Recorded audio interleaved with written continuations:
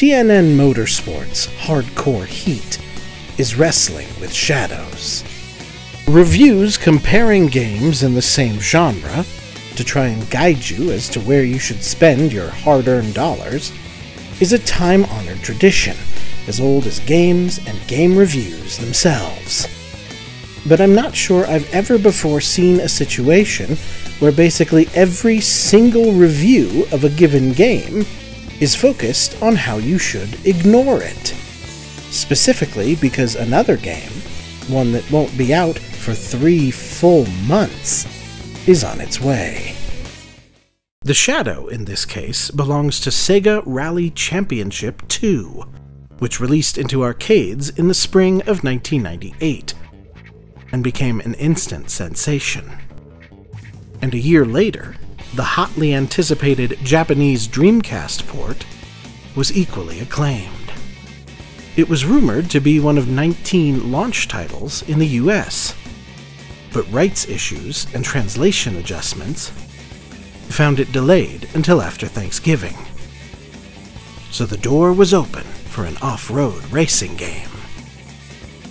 In stepped CSK Research Institute, who already had one launch title with my nemesis, the maddening flight sim Aero Wings, and had dropped a middling off-road game into the summertime Japanese market called Buggy Heat, and had no problem gliding it over to the American market, now rebranded with a sponsor, and the cumbersome title TNN Motorsports Hardcore Heat. TNN itself was in something of a transitional period. For over 15 years, they had found great success as the Nashville Network, catering to a Southern American audience, heavily skewed towards country music with the Grand Ole Opry, and things like fishing, hunting, and rodeo. They also broadcast a wide variety of different types of racing through their TNN Motorsports block. Not only NASCAR and Formula One, but sprint cars, drag racing, and even monster trucks. So it made sense to extend their brand to the growing popularity of racing video games. And they did so in 1996 with an anonymous Jeep racing game called Hardcore 4x4. So when they aimed for another release, they bought up and rebranded Buggy Heat as Hardcore Heat to keep it in the stupidly 90s naming convention.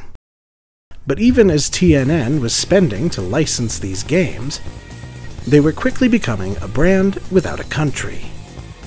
In 1998, they had officially gone the way of KFC, AT&T, and BP, and turned the Nashville Network into simply TNN, which didn't stand for anything. By early 2000, they had decided that it did stand for something, the National Network, as they aimed for more mainstream programming.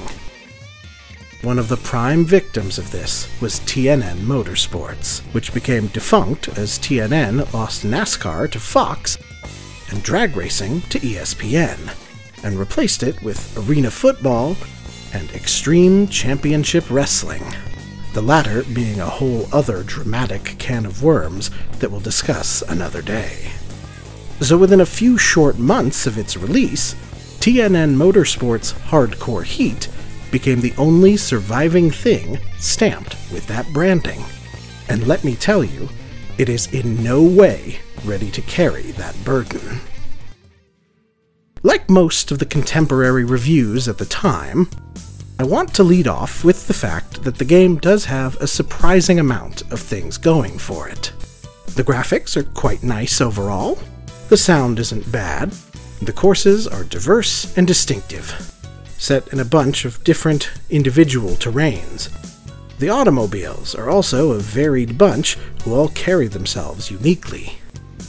It even tries to do a very cute thing to build association and rooting interests for its racers by giving them full names and full-face CG renderings, as well as inexplicably detailed dossiers that break them down to blood type. Characters the game shows you on screen at all times, to try and build that sort of emotional investment. all the things I ask for in these sorts of games are present here, with one big exception. Hardcore Heat has an Achilles heel, and that's the fact that it handles like shit. Similar to the unyielding frustration of Monaco Grand Prix, Hardcore Heat attempts to thread the Drift King needle and ends up failing miserably. Like MGP, the game is ridiculously squirrely and splay-footed, and will go into what one reviewer called spin mode at the drop of a hat. And like MGP, it becomes demoralizing to even play. You just gotta let off the gas sometimes. Just let it go, because everybody's kind of going the same. No, it did it again! You gotta be kidding me! Oh my god! Hydro Thunder, the best racing launch title, is ruthlessly difficult as well. But the controls are responsive in a way that feels like even when you fail, you have room to grow. It motivates you to want to learn and improve. Hardcore Heat just feels broken, and all the nice visuals and imaginative courses in the world can't make up for a framework that just isn't fun to play. TNN, the Nashville network, the National Network, only lasted a few more years under those names before becoming rebranded as Spike TV in 2003, which has its own complicated connotations that you're likely familiar with, and I won't get into here. TNN Motorsports, however, closed up shop in early 2000, just a few short months after Hardcore Heat's release. But even by that point, thanks to that combination of bland, anonymous structure and deeply unsatisfying controls, I doubt many folks still had Hardcore Heat in their regular rotation, even by year's end.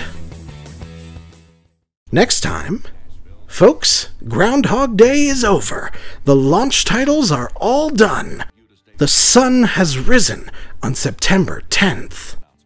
Also, they're here.